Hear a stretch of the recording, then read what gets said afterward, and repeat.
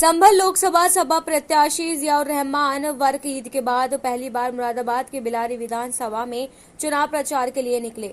संभल लोकसभा सपा प्रत्याशी ने विधानसभा बिलारी के सपा विधायक से की मुलाकात, एक दूसरे से गले लगाकर ईद की शुभकामनाएं दी। साथ ही उनके द्वारा जनता से वोट की अपील भी की। कहा कि आपके केंद्र में इंडिया गठबंधन की सरकार बनने जा रही है। उनके द्वारा मीडिया से बात करते हुए जमकर भाजपा पर हमला किया गया। उनके द्वारा कहा गया कि लगातार भाजपा सरकार द्वारा झूठे वादे किए गए।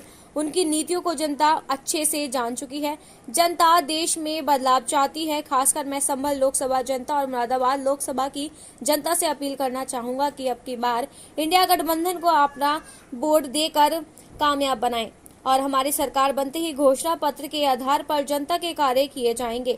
संभल लोकसभा में आज नामांकन का पहला दिन है, जिससे कुछ प्रत्याशी द्वारा नामांकन प्रक्रिया शुरू कर दी गई है। जियाउर रहमान द्वारा कहा गया कि अपने मौजूदा नेताओं और विधायकों से बात कर नामांकन की प्रक्रिया आगे बढ़ाई जाएगी।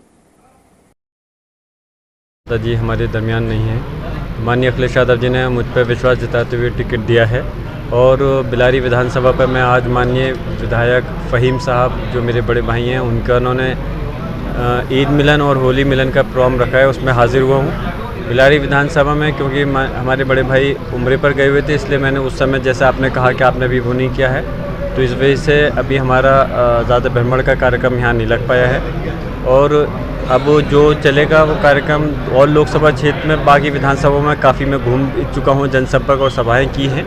और मुझे इस चीज़ की खुशी है कि सिर्फ मुसलमानों को नहीं बल्कि सारे धर्म बिरादरी के लोगों का वोट माननीय अखिलेश यादव जी के साथ में है। और इस बार जो वोट रहेगा वो भारतीय जनता पार्टी की नीति के खिलाफ इंडिया समाजवादी को मजबूत करते हुए इंडिया गठबंधन की सरकार बनाने के लिए पड़ेगा। आज जैसे कि मुरादाबाद में सपा की बातों और सारे किए गए, मुझे सुनकर के उनकी ये बात हंसी भी आती है और अफसोस भी होता है कि कम से कम इस टाइप की बात उनको करना चाहिए जिनके घर खुद शीशे के हुआ करते हैं, वो दूसरे घरों पे पत्थर नहीं मारते, जिन्होंने खुद लोगों से झूठ बोल करके गुमराह करके धोखे दे करके सरकार बनाई थी इस प्रदेश और देश के अंदर। और जो जब वादा पूरा करने का वक्त आया तो कहा कि ये तो जुमला था, हमने जो बोल दिया था।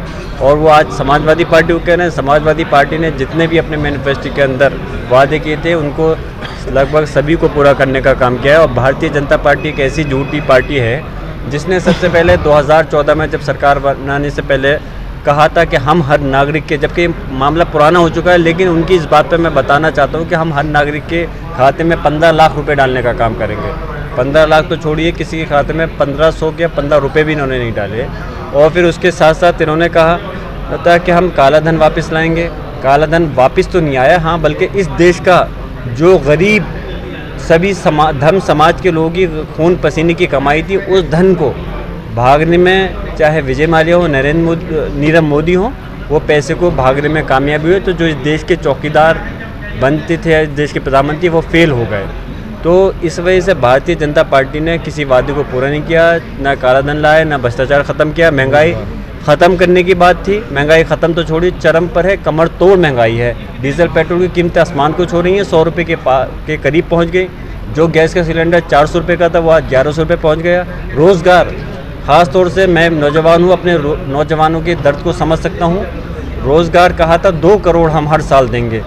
अगर 2 करोड़ रोज़गार देते तो 10 साल में कम से कम 20 करोड़ रोज़गार होता। कोई परिवार नहीं बचता इस देश का जिसके घर में एक व्यक्ति नहीं जुड़ा होता सरकारी नौकरी से।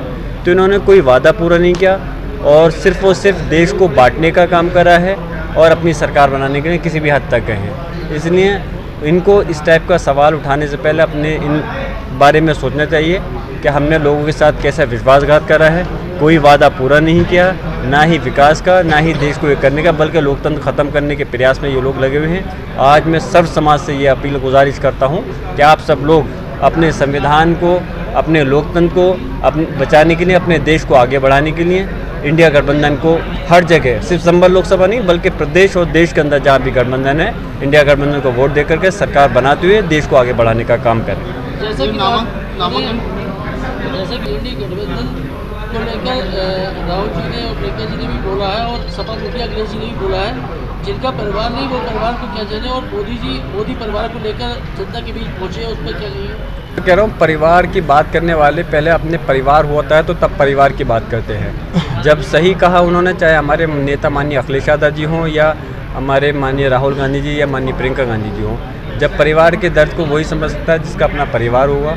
जो खुद अपने परिवार को हक नहीं दे सके तो वो पूरे दूसरे लोगों को हक कैसे दे सकते हैं। और हकीकत ये है कि जो इंडिया का 140 करोड़ की आबादी है, मैं पूछना चाहता हूँ, अगर आपको इस परिवार की इतनी फिक्र है तो जब इतनी महंगाई बढ़ रही है तो आपने क्या करा इस देश के लिए, क्यों बैठे रहे?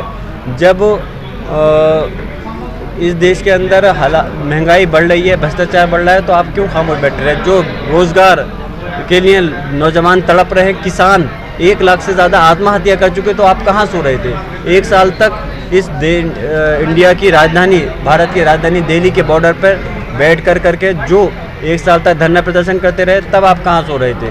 और इसलिए मैं कहूँगा, इस टाइप की बातें करके लोगों को गुमराह करने से कुछ काम नहीं चलेगा। लोग आपके धोखे में पहले आ गए थे, 1 बार आ गए, 2 बार आ गए। अब ये जनता बहुत जागरूक है और अब आपके बहकावे में, धोखे में नहीं आने वाली।